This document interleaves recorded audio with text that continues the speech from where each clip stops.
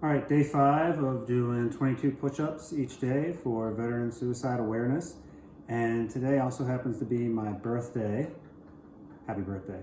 And I wanted to talk about alcohol on birthdays because it's often a time to celebrate, maybe time to have a beverage or two.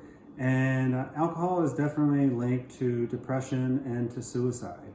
There's a lot of statistics out there, but overall, alcohol is linked to anywhere from 25 to 33% of suicide attempts. And overall, alcohol makes depression worse, makes sleep worse. It increases the level of impulsivity you might have. So you might make some pretty reckless decisions while you're drinking. And it also decreases your inhibition. So you might do some rather foolish things that if you were sober, you wouldn't do. But if you've had a few drinks, then you're more likely to maybe do some silly things like get behind the wheel of a car or do some other kind of reckless behavior, especially if you happen to have something like firearms in the house, which there's not a lot of margin for error there. So not trying to preach to anybody about alcohol use, but I think as a bit of a nerd, there's some good information that I could give to you here today that might be helpful for you and other people you know. And this sort of nerdy concept of what is a standard drink.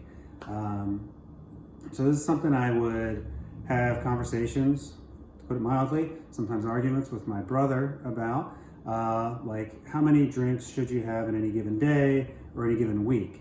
And personally speaking, both my grandfather, my father, my brother, by all accounts, had their struggles, had their difficulties with alcohol use. And, one of the things that was a factor was binge drinking or having more drinks than you really need to have a good time. So let's talk about standard drinks. What does that even mean? So a standard drink would be one beer, one 12-ounce beer, that's a standard drink. Kind of a small glass of wine, that's a standard drink. A shot of a liquor of your choice, whether that be vodka, scotch, bourbon, rum, tequila. One shot kind of equals one drink. So one shot equals one beer equals one glass of wine.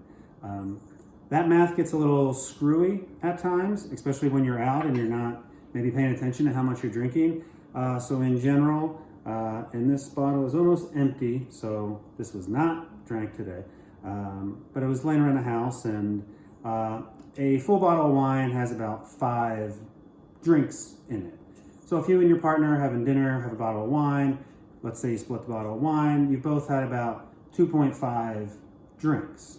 So 5 drinks, that's what's in a bottle of wine. If you're more of a liquor fan, so this is a tasty bourbon that I had recently that you've seen there's been some damage to the bottle. Again, not today. But this is a 750 milliliter bottle of alcohol. Typically in these, there's anywhere from like 20 to 22 standard drinks or shots in that bottle of alcohol. So again, one shot equals one glass of wine equals one beer. This is a beer, one of my favorite lighter beers from a local brewery, but this is a 16-ounce beer, not a 12-ounce beer. So there's a bit more than one standard drink in here. So if you were to have 2 of these, you could say, well, I had 2 beers. When in reality, you had closer to about 3 standard drinks because there's 16 ounces in each beer. It all starts to add up. And one of the things with alcohol use is just a lot of cultural norms out there. Again, you might go out, have a couple of beers, but the glasses are enormous. So you might say to yourself, well, I just had 2 beers, when in reality, you might have had 4 to 6 standard drinks. And the reason I keep coming back to that standard drink is, physicians have specific recommendations about how many standard drinks men and women should have, because men and women metabolize alcohol a bit differently. So they've recently just lowered it where they said men should have no more and women should have no more than one standard drink in a day and no more than 7 in a week, which might seem shocking because that seems a little on the low side, or maybe for some of you, a lot on the low side. People like their wine, people like their bourbon, people like their beer, and there's a range of use, and if you use alcohol, that doesn't mean you're going to be depressed or commit suicide, but again, it's a risk factor. It's something to be aware of. So if you or a friend, family member seems to be having a lot of drinks consistently and maybe not for the best reasons, then it's just something to be aware of. So there's a resource that I linked to below. It's a book. I don't like the title, but there's really good information in there. It's called Rethinking Drinking. Again, title's a little weak, but I think there's some really good information in there. And one thing I would just encourage you to do with alcohol use is to monitor why you're drinking and monitor what you're drinking and how much. So the how much can be tough because if you're getting mixed drinks from a bar or restaurant, you might not know what people are, like how strong the drink is.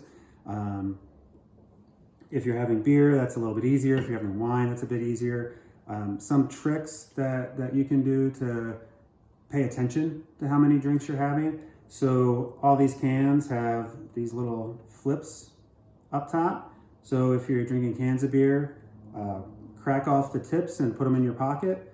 And then 1, 2, 3 hours down the road, or if you're having beers over an extended period of time, you can just discreetly check your pocket and be like, oh, wow, there's already 4 little tips in there. I've had 4 drinks and maybe I need to slow it down now. Or you can also do bottle caps. With mixed drinks, you can do straws because typically it comes with a straw in the drink. So you count straws throughout the night.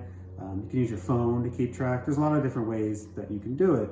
And if you are making drinks at home, use the shot glass to measure them out. Because if you just do a free pour of like, well, let me fill up this glass and see how it goes, that's probably going to be more than 1 drink. And if you just have one of those in a night that has maybe 2 drinks in it, that's okay.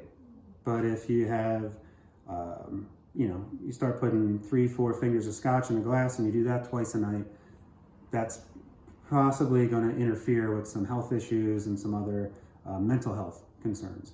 So again, not preaching, but just putting this education out there.